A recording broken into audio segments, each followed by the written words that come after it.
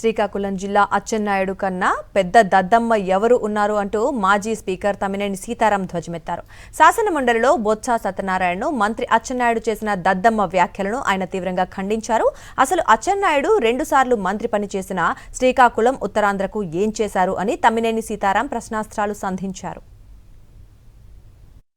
అసలు శ్రీకాకుళం జిల్లాలో నీకన్నా పెద్ద దద్దమ్మ ఎవరున్నారు?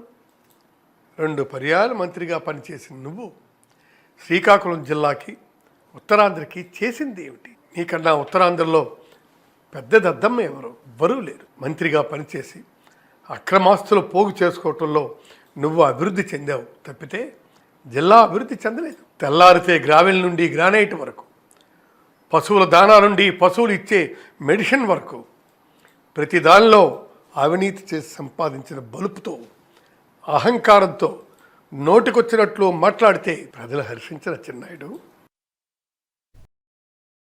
మరిన్ని అప్డేట్స్ కోసం ఛానల్ ను సబ్స్క్రైబ్ చేయండి. నోటిఫికేషన్స్ కోసం బెల్ ఐకాన్ పై క్లిక్ చేయండి.